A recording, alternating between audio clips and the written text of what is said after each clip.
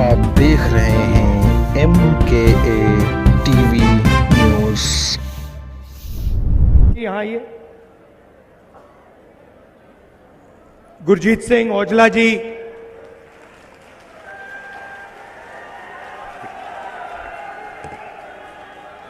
Stage पे Congress party के वरिष्ठ नेता, हमारे प्यारे कार्यकर्ता, प्रेस के हमारे मित्रों, भाइयों और बहनों, पंजाब के युवाओं, आप सबका यहां बहुत बहुत स्वागत।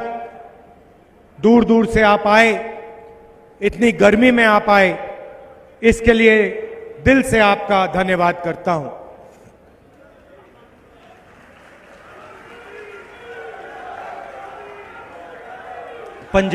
पंजाब का मूड कैसा है? मूड कैसा है आपका? आप जानते हो कि आप लोग देश का मूड बनाते हो। भाइयों और बहनों, ये जो लड़ाई चल रही है, ये मामूली चुनाव नहीं है। ये आजादी के पहली बार ये दूसरे तरीके का चुनाव है, क्योंकि इस चुनाव में नरेंद्र मोदी जी और बीजेपी के सीनियर नेता संविधान पर आक्रमण कर रहे हैं। पहली बार इंडिपेंडेंट हिंदुस्तान के इतिहास में उनकी पार्टी के नेताओं ने खुलकर कहा है कि अगर हम चुनाव जीत गए तो हम इस संविधान को बदल देंगे, रद्द कर देंगे, खत्म कर देंगे, फेंक देंगे। अब इसका मतलब समझिए, लोग सोचते हैं कि यह संविधान 70-80 साल पुरानी किताब है। वो सही है, मगर इस संविधान के अंदर जो सोच है वो 70-80 साल पुरानी सोच नहीं है। वो हजारों साल पुरानी सोच है। मैं अमृतसर में हूं। अगर आप गुरु नानक जी की सोच को देखें और समझें तो आपको पता लगेगा कि इस संविधान में गुरु नानक जी की सोच है।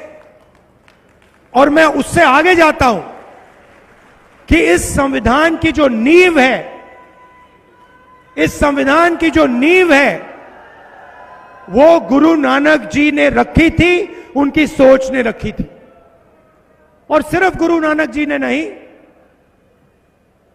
ऐसे हिंदुस्तान में अलग अलग महापुरुषों ने वही सोच देश के सामने रखी थी।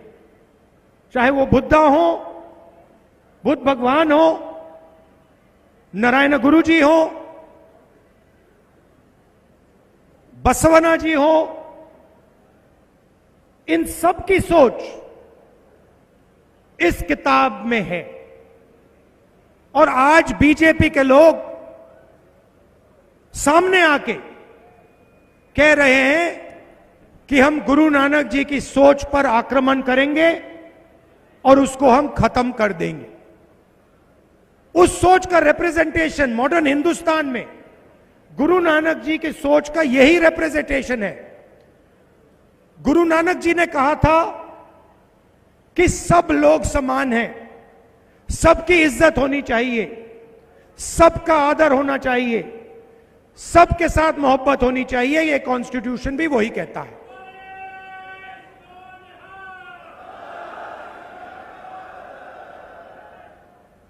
तो चुनाव दो विचारधाराओं के बीच में है। एक तरफ नरेंद्र मोदी जी और बीजेपी के लोग जो इसको खत्म करना चाहते हैं, और दूसरी तरफ कांग्रेस पार्टी जो संविधान की रक्षा कर रही है। कांग्रेस पार्टी देश की जनता के साथ अंबेडकर जी के साथ ये कॉन्स्टिट्यूशन लाई थी। तो अगर बीजेपी इस पर आक्रमण कर रही है तो वो अंबेडकर जी की सोच पर भी आक्रमण कर रही है।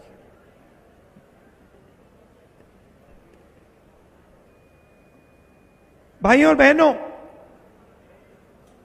आप देश में किसानों की हालत जानते हो और आप यह भी जानते हो कि पिछले 10 सालों में नरेंद्र मोदी जी ने हिंदुस्तान के किसानों के लिए, पंजाब के किसानों के लिए इतना सा भी नहीं किया।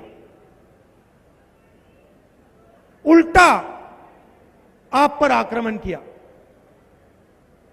3 काले कानून लाए और जब पंजाब के किसान, हरियाणा के किसान, महाराष्ट्र के किसान, मध्य प्रदेश के किसान सड़क पर उतरे तो नरेंद्र मोदी जी ने उनको आतंकवादी कहा। यह बात हम कभी नहीं भूल सकते हैं। 16 लाख करोड़ रुपए उन्होंने 22 लोगों का कर्जा माफ किया, मगर पंजाब के किसान का, बाकी प्रदेशों के किसानों का 1 रुपया उन्होंने कर्जा माफ नहीं किया है। और खुलकर कहते हैं कि मैं किसानों का कर्जा माफ नहीं करूंगा क्योंकि इससे किसानों की आदत बिगड़ती है। मैं आपसे पूछना चाहता हूं, अदानी का कर्जा माफ होता है, 16 लाख करोड़ रुपए 22 लोगों का कर्जा माफ होता है, तो उनकी आदत नहीं बिगड़ती है, मगर पंजाब के किसान का कर्जा माफ होता है तो किसान की आदत बिगड़ती है। यह कैसी सोच है?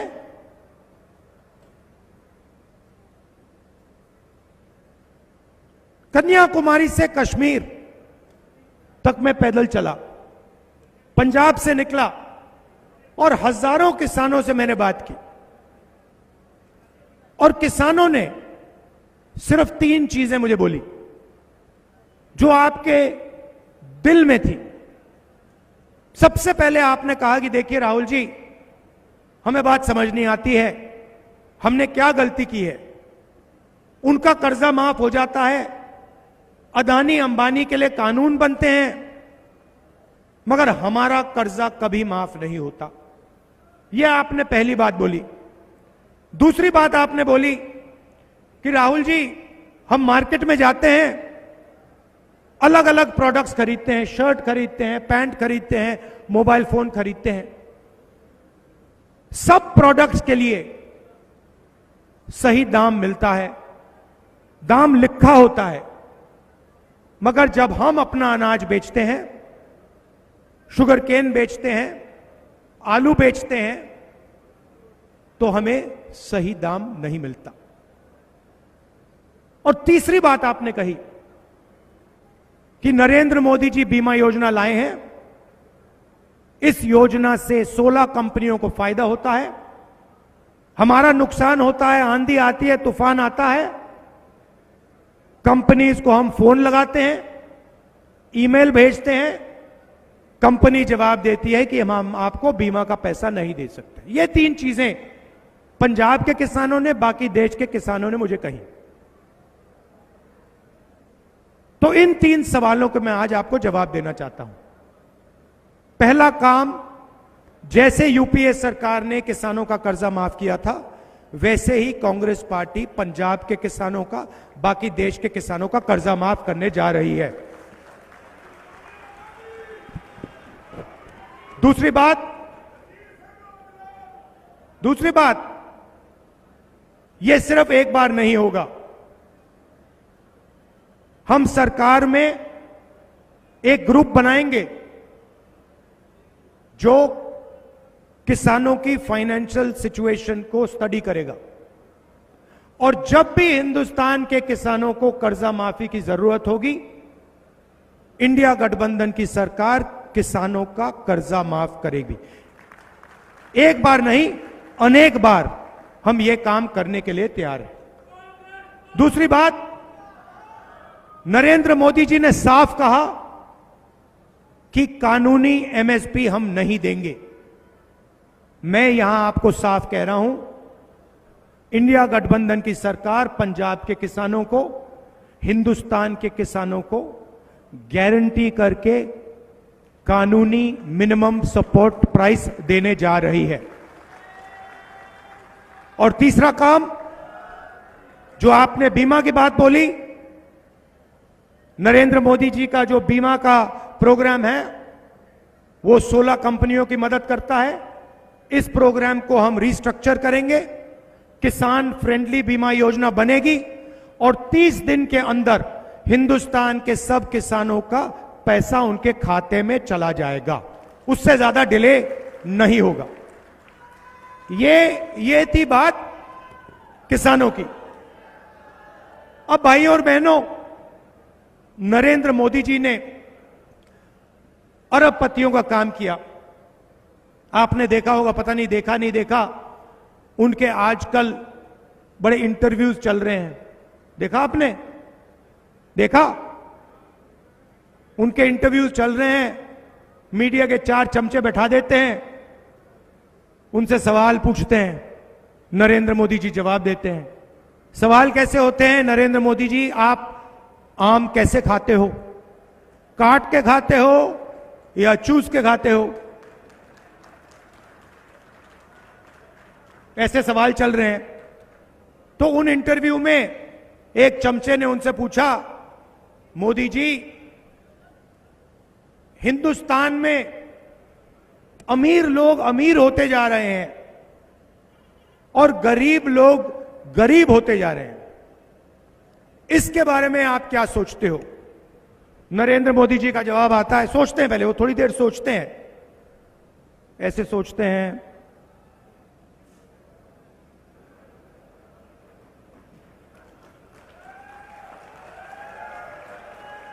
फिर कहते हैं, क्या चाहते हो कि मैं सबको गरीब बना दूं? नहीं मोदी जी, हम चाहते हैं कि जो आप अमीरों के लिए करते हो, अरबपतियों के लिए करते हो, वो आप गरीबों के लिए करो। अच्छा, एक नई बात चली है, पता नहीं आपने सुना नहीं सुना, उन्हीं चमचों के साथ इंटरव्यू में एक चमची पूछती है, नरेंद्र मोदी जी, आप में इतनी ऊर्जा कहां से आती है, इतनी एनर्जी कहां से आती है? नरेंद्र मोदी जी का जवाब आता है, मैं बायोलॉजिकल नहीं हूं, बायोलॉजिकल नहीं हूं। पता नहीं चीजें कैसे होती हैं, परमात्मा ने मुझे भेजा है और मैं बायोलॉजिकल नहीं हूं, मैं परमात्मा का काम करता हूं, मुझे परमात्मा ने मिशन पे भेजा है। मतलब हिंदुस्तान के बड़े से बड़े महापुरुषों ने यह बात नहीं बोली, मगर नरेंद्र मोदी जी को लगता है कि परमात्मा ने उनको चुना है, सिर्फ उनको। हम सब बायोलॉजिकल हैं, हिंदुस्तान के किसान, मजदूर, प्रेस रिपोर्टर, सब बायोलॉजिकल, मगर नरेंद्र मोदी बायोलॉजिकल नहीं। एक व्यक्ति को भेजा है, परमात्मा ने भेजा है। मैं सोच रहा था, नरेंद्र मोदी जी, ये फीलिंग आपको कब आती है? ये आपको 24 घंटे लगता है या सुबह ऐसा लगता है या शाम को लगता है? और ये जो आपको फीलिंग आई, ये नोटबंदी से पहले भी आई थी क्या? गलत जीएसटी लागू करने से पहले आई थी? ये मैं सवाल पूछ रहा हूं क्योंकि नरेंद्र मोदी के हाथ में परमाणु बम का स्विच है। खैर, बड़े इंटरव्यू चल रहे हैं, उसमें नरेंद्र मोदी जी टिप्पणी दे रहे हैं। शायद परमात्मा ने कहा है कि हिंदुस्तान के सारे इंफ्रास्ट्रक्चर को, एयरपोर्ट्स को, पोर्ट्स को अदानी को पकड़ा दो। मगर पिछले 10 साल उन्होंने यही किया है। तो अब हम उल्टा करने जा रहे हैं। उन्होंने 22 अरबपति बनाए, हम करोड़ों लाखपति बनाएंगे।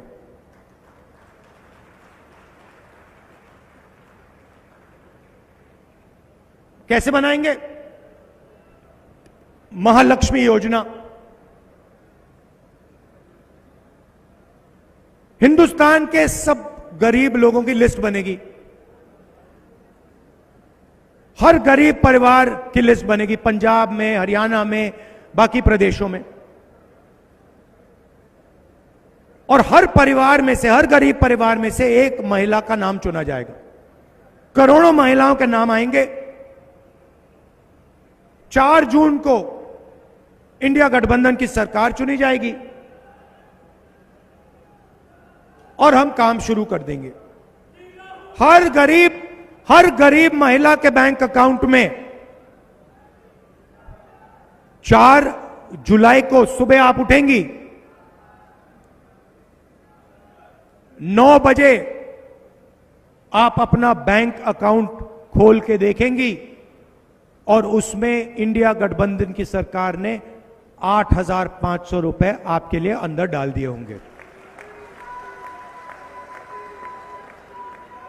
जुलाई, अगस्त, सितंबर, अक्टूबर, नवंबर, दिसंबर चलता जाएगा।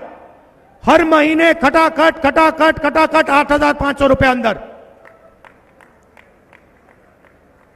साल के 1 लाख रुपए हिंदुस्तान के हर गरीब परिवार के बैंक अकाउंट में जाएगा। यह क्रांतिकारी काम है। ऐसा काम किसी भी सरकार ने आज तक नहीं किया है। यह हम करने जा रहे हैं। आप सोचिए, सबसे गरीब परिवारों को साल का 1 लाख रुपया, महीने का 8,500 रुपया, इससे गरीबी पर बहुत जबरदस्त चोट लगेगी। लिस्ट में किसानों के परिवार होंगे, मजदूरों के परिवार होंगे, बेरोजगार युवा होंगे, और सीधा हम उनके बैंक अकाउंट में पैसे का इंजेक्शन डाल रहे हैं। इसके पीछे सोच है भाइयों और बहनों, इसके पीछे सोच है। आइडिया क्या है मैं आपको बताता हूं। नरेंद्र मोदी जी ने 22 लोगों को लाखों करोड़ रुपए दिए, अंबानी, अदानी जैसे लोगों को। उन्होंने उस पैसे को लंदन में खर्च किया, दुबई में खर्च किया, हिंदुस्तान के बाहर खर्च किया, जमीन खरीदी, होटल खरीदे। जब आपके पास पैसा आएगा, आप इसको लंदन में नहीं खर्च करोगे, आप इसको पंजाब में खर्च करोगे, गांव में खर्च करोगे, शहरों में खर्च करोगे, शर्ट खरीदोगे, पैंट खरीदोगे, जूते खरीदोगे, मोबाइल फोन, मोटरसाइकिल, ये चीजें आप खरीदोगे। और जैसे ही आपने इस पैसे से ये चीजें खरीदनी शुरू की, वैसे ही हिंदुस्तान की फैक्ट्रियां, अमृतसर की बंद फैक्ट्रियां एक बार फिर शुरू हो जाएंगी और हिंदुस्तान के बेरोजगार युवाओं को उन्हीं फैक्ट्री में पैसा मिलेगा। तो एक प्रकार से हम हिंदुस्तान की इकोनॉमी को जंप स्टार्ट करने की कोशिश कर रहे हैं। जैसे मोटरसाइकिल में आप पेट्रोल डालते हो और फिर चाबी घुमाते हो, वैसे ही हम आपके जेब में पैसा डाल रहे हैं, आपके बैंक अकाउंट में पैसा डाल रहे हैं, और उस पैसे से हिंदुस्तान की अर्थव्यवस्था जंप स्टार्ट होगी, स्टार्ट हो जाएगी। किसानों को हम कर्जा माफ कर रहे हैं, गरीबों के बैंक अकाउंट में 1 लाख रुपया डाल रहे हैं। आज मजदूरों को मनरेगा के लिए 250 रुपए मिलता है। इंडिया सरकार मजदूरों को मनरेगा के लिए 400 रुपए देने जा रही है। आशा और आंगनवाड़ी की जो महिलाएं हैं, आपकी जो भी आज आमदनी है, 4 जून के बाद हम उसको दुगना कर देंगे, डबल कर देंगे। अब आई बात बेरोजगार युवाओं की। नरेंद्र मोदी जी ने हिंदुस्तान के युवाओं से कहा था, 2 करोड़ युवाओं को मैं रोजगार दूंगा। प्राइवेटाइजेशन किया, सरकारी वैकेंसीज नहीं भरी। अमृतसर, पंजाब और पूरे हिंदुस्तान के स्मॉल और मीडियम बिजनेसेस को खत्म कर दिया। गलत जीएसटी लागू की, नोटबंदी कर दी, और इसका नतीजा हिंदुस्तान देख रहा है। आज हिंदुस्तान के युवाओं को रोजगार मिल ही नहीं सकता। अंबानी और अदानी रोजगार नहीं दे पाते, दे नहीं सकते। रोजगार स्मॉल और मीडियम इंडस्ट्री देती है, छोटी छोटी फैक्ट्रियां देती हैं। रोजगार एग्रीकल्चर में दिया जा सकता है। तो हम पहला काम सरकारी नौकरियों को भरने का करने जा रहे हैं। 30 लाख सरकारी नौकरियां आज हिंदुस्तान में खाली हैं। हमारा पहला कदम उन नौकरियों को आपके हवाले करने का होगा। दूसरा काम और क्रांतिकारी काम, दूसरा काम और क्रांतिकारी काम, हिंदुस्तान के युवाओं को मैं कहना चाहता हूं, अरबपतियों के बेटे जॉब मार्केट में जाने से पहले 1 साल की टेम्पररी नौकरी करते हैं। उसमें उनको ट्रेनिंग मिलती है, पैसा मिलता है और जॉब मार्केट में अंदर जाने का मौका मिलता है। मगर ये फैसिलिटी गरीब युवाओं को नहीं मिलती, बेरोजगार युवाओं को नहीं मिलती। हमने पहले मनरेगा में रोजगार का अधिकार दिया था, उससे करोड़ों लोगों को फायदा हुआ।